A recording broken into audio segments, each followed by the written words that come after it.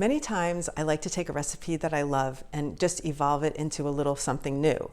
And for a while now, I have wanted to take the crumb cake recipe and make it into a chocolate crumb cake by turning the cake part chocolate and drizzling some chocolate on top of the crumbs. So I was going to practice it first, but then I decided, the heck with that. I'm just going to do it for the first time experimentally so you can see how I actually do this when I'm doing it for real, in real life. So I think I have everything ready. I've thought of everything. I hope I've remembered everything. And let's just give it a whirl. So we start with our 2 cups of flour. I'm going to start with the cake part. 1, 2. Then we take our 3 scoops of sugar, the small scoops, like the 1/4 cup size. 1, 2, 3. Our baking powder, and sprinkle about a teaspoon or so. And then we'll give it a stir. Now, if you remember from the crumb cake episode, we need to take some butter and cut it in there with a fork. So I've got to soften up this butter. Okay, so I've got our softened butter. We're going to add that in and just kind of mash it in there. One thing I've noticed as I'm doing these videos is because I'm using a spatula to keep it a little bit quiet near the microphone, I'm really enjoying baking and stirring with a spatula instead of a spoon now. So it's a new thing. Next thing we do is we take our measuring cup and we crack 1 egg in. We fill it to the 1 cup mark with some milk. Good old Penzies. We hit it with some vanilla. Give that a little scramble.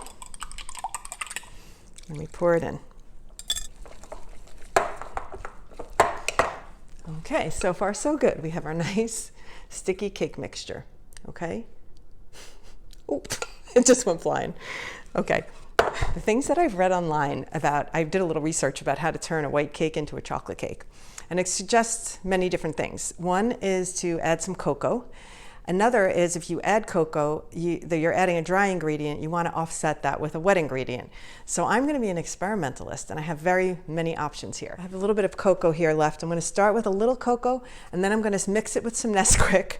And then I've brought along some liquid Nesquik, because I figured this could be a little bit of the liquid to offset the dry ingredients. And then we're going to turn this batter into chocolate, like magic. I'm just sprinkling a little cocoa first. Then we'll give it a stir. So far it's a light chocolate. Let me take now some Nesquik and sprinkle it in there. And it's going to be a little hard to stir. So I'm going to add some of the liquid Nesquik in too, to give myself a little bit of assistance with it not being so dry. Here's how we're looking so far. So it's a light chocolate. For my taste, I think I'm going to go with a little bit more on the syrup to get that really deep chocolatey color. And since the mixture feels very thick, I think we can afford to add some liquid in. So I'm going to do that. So I'm feeling really confident that I can add more of the powder and another squirt of the liquid. A nice, generous squirt of the liquid. And I think we'll be right where we want to be at this point. Let me show you, because what I feel right now is that we are in a really good chocolate cake kind of place. I really love it. It looks good. It's still the right consistency, like so. And it's got a nice medium chocolate color to it. So I'm very happy with this. Next, we've got to put together our crumbs, and then we'll put this all together. So I'm going to set this aside. We've got our 3 sticks of butter. Need to be softened. Okay, we've got our softened butter. You can see about how much I've softened it. We're going to do our 3 scoops of white sugar, our 3 scoops of light brown sugar. We'll do our little dab of vanilla, Penzies cinnamon. Shake, shake, shake. Okay, nice and soft. Now remember, for the crumbs, you might want to go and watch the full crumb cake episode, because this is going to be the quick crumb episode. But the full crumb cake episode, if you go back on the YouTube channel, you can actually find that. And then I give you a very elaborate explanation about how to make these crumbs. So here we are. We've got our softened butter. Now all we've got to do is add the flour and get our hands in it to make our crumbs. So I'm going to add our roughly 2.5 scoops of flour. Before I get my hands in this, I'm actually going to take the cake batter and put it into the cake pan so that once I'm into the crumbs, I can put them right on top of the cake. And my cooking spray, and we give it a spray. Take our chocolate cake batter carefully, and we put it into the pan. Let's get back to our crumbs. Let's finish them up. So we start stirring the crumbs. Give them a stir. Ultimately, you'll end up with about 3 and a little more cups of flour to create the crumbs. So I'm going to get some flour standing by. Let's say another cup ready. And now I will start to work my crumbs. Here we go. I've probably used about almost 4 cups of flour, I'd say, 3.5 to 4, somewhere in there. Okay, our crumbs are at a really good consistency right now. I will bring it to you to take a look. Okay, so we've got some beautiful looking crumbs. I'm going to bring my cake pan over, my chocolate cake, and we're going to start crumbing it up. So we sprinkle the crumbs, start with some big ones on the bottom for sure. Sprinkle, sprinkle, sprinkle. Let me just give you a quick look at how big the crumbs are and how they're layering on the bottom.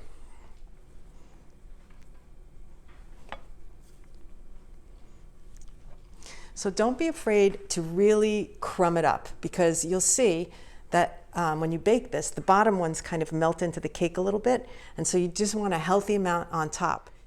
All right, so I have used all of the entire bowl of crumbs have gone onto this crumb cake. So it's a very, very high ratio of crumbs to cake. And I'm going to show you up close that you can see. Look at this. I love the glass pan because you can really see. So a huge ratio of crumbs to cake, almost like 50-50, because you really want a nice, crummy crumb cake. So I'm going to pop this in the oven. And then when it comes out, we're going to drizzle the melted chocolate on top. So I'm excited. This is the first time I'm doing this, for real. Okay, so that is going to bake for 30 to 40 minutes at 350 degrees. So our cake is out of the oven and it's nicely golden on top. It's a little harder to tell with the chocolate cake if it's finished inside, but I can tell by the top, and I put a toothpick in it and it came out dry. So that is one way of knowing for sure. Our last step is to melt some chocolate to drizzle on top. I happen to have, and I don't know where I got this thing, and it's quite beat up, but it's a little, look at the shape of it. Oh my goodness, what the hell happened to this thing? Anyway, it's a little mini double boiler, which means I can fill this with water, I can put the chocolate over here, and then I can melt my chocolate, because it's not a good idea to put chocolate directly on the heat to melt it. You can also melt chocolate slowly in the microwave, and you just have to watch that it doesn't burn. Just carefully check it every 30 seconds, just stir, check it, 30 seconds, stir, because you don't want to burn the chocolate, you just want to melt it. So the goal here is to fill it so that when you rest your double boiler part on top, it's actually touching the top of the water, so that the boiling water the heat from the boiling water will melt the chocolate. And I'm going to take some of my favorites, which is the milk chocolate, and I'm going to put them in here, and then I'm going to put this on the heat and start to melt the chocolate. So you can see what's happening already here. It's they're melting very quickly. While this is melting, I'm just going to say, all of these recipes, I actually put the list of ingredients on the YouTube link. So if you go to the YouTube channel, and then on the bottom in the description, there's room there. So I put the entire ingredients list on there. So you can go check that out and then subscribe. Let's take a peek. See how nice that's stirring? Ooh, my water's dripping out of it. So that's nicely melted.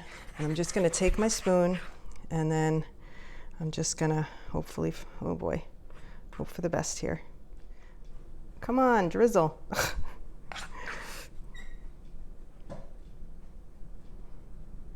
I'm sure there's some YouTube videos we can all watch about how to drizzle chocolate properly, but there you have it. My little drizzle has happened, and this is my first ever chocolate crumb cake. I am very excited.